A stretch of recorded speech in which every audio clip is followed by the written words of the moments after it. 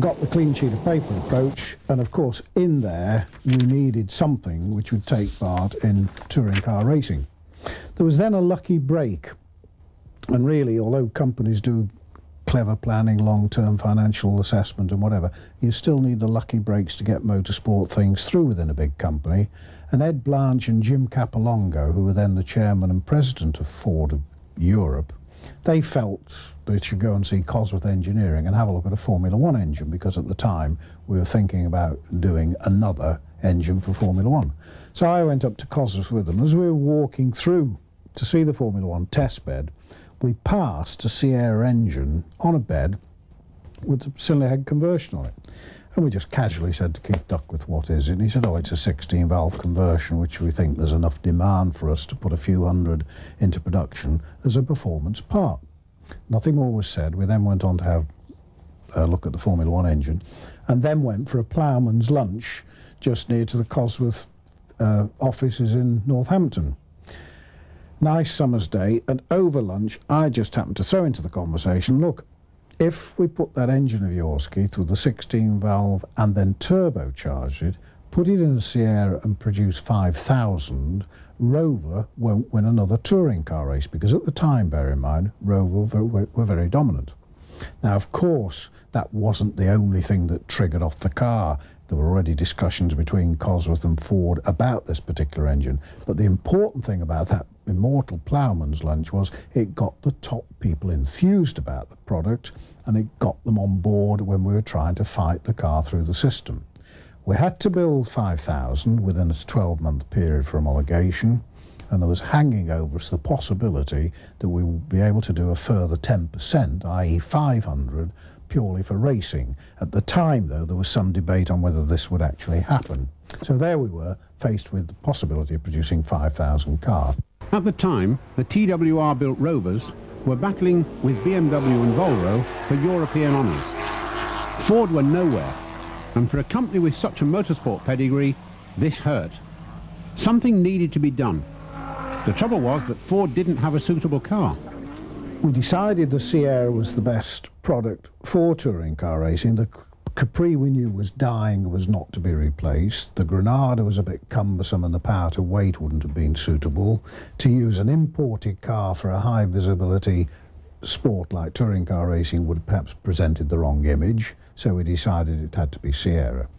We knew that the Sierra was the right shape for racing because Andy Rouse had been highly successful with the Mercure, the American version of the car. Andy Rouse's Mercure was a 2.3-litre turbocharged monster of a car. The problem was that it was heavy, and Ford couldn't develop it further because the car was only sold in North America. It did, however, prove very competitive in the British Championship in 1985 and 1986, and at the Silverstone Tourist Trophy, its appearance and speed was a real shock to the European touring car regulars. The powerful engine was a great asset, but the extra weight did cause problems. Andy Rouse, for so long a champion of Ford's touring car programme, was confident about its performance, but nervous about its ability to finish such a long race. Well, we've done a lot of mileage in testing. We've never done the sort of 300 miles all at once, but we've done it over a period of a couple of days during testing, and had no problems at all.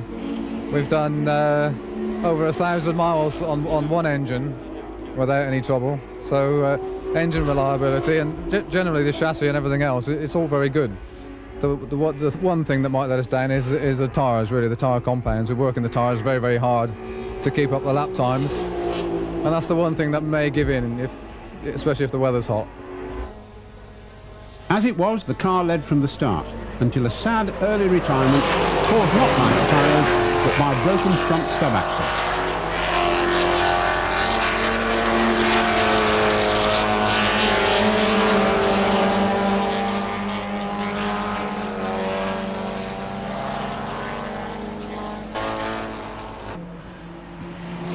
Meanwhile, over in Europe, Eggenberger was developing the Mercure along similar lines, waiting for something better to come along. But what did Ford have in mind? Seemed fairly obvious that a turbocharger was essential to get the power. 16 valves, 2 litre, because of the minimum weight regulation would give us the best advantage, which is why the 2.8, which was briefly considered, that was thrown out. We decided not to take that route, so we got 2-litre 16-valve turbocharged engine in a Sierra. We felt also, as well as being a highly competitive race and to some extent rally car, there would also be benefits in cementing the link between Formula One and Ford through Cosworth being linked to a touring car. It would help the general publicity. Sam Toy, who was chairman of Ford Britain at the time, he helped, and it was interesting that Jim Clark actually played a role, because there's a photograph or painting in the boardroom at Ford of Jim Clark on 3 wheels in a Lotus Cortina, and I can remember Sam Toy, the chairman of Ford of Britain, saying, "Hey, this thing you're proposing, will it do for Sierra what the Lotus did for the Cortina all those years ago?" And I said, "It'll do exactly that." And Sam Toy from that point on became an enthusiast. And of course we needed the sales chiefs of the national companies on board, because they were the people that got to sell these cars. 5,000 is quite a lot of such a specialised car.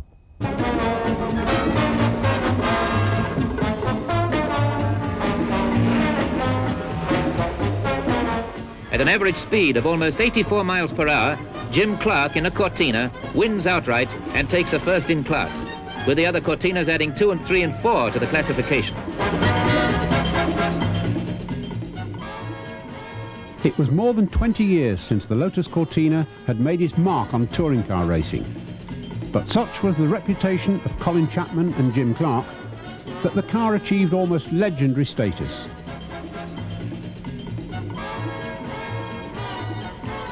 The link between Ford and Lotus was one of the most successful marketing achievements of all time, with the Lotus Cortina and Lotus Ford Formula One cars bringing almost unprecedented publicity and prestige to the company. Its 3-litre brother was an engineering concept of lightweight, compact dimensions and overall simplicity, built to power Colin Chapman's new Lotus.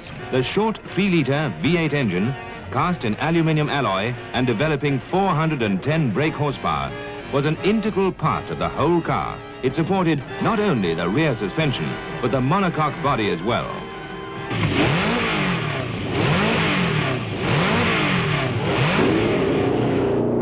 Ford tried to recapture some of that magic by running its own world sports car team in the early 80s. But that was a program destined for an early failure, as the car, although very attractive and boldly carrying the Ford logo, never achieved the sort of results that were needed. Stuart Turner wasted no time in cancelling it.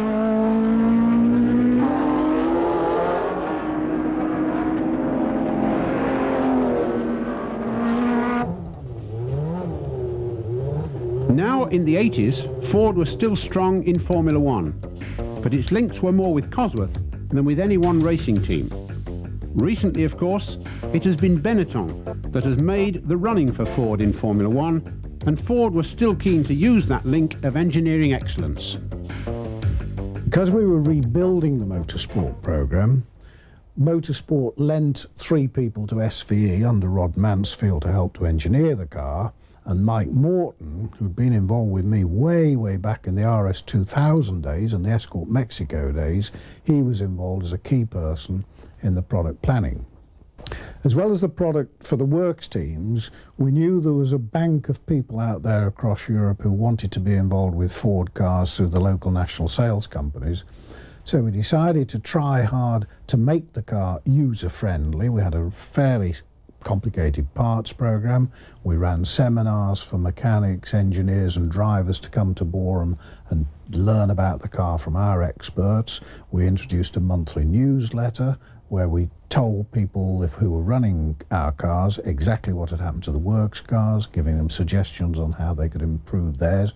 We really genuinely did try to help private competitors to run the car, and I think that helped when we started to get the car out into races and rallies. As it was fairly confident that the touring car program would be successful, Ford then decided to give the rally side of things a bit of a boost. So in 1986, it ran a championship purely for Sierra Cosworths, and the resulting film worked hard to get the Ford message across.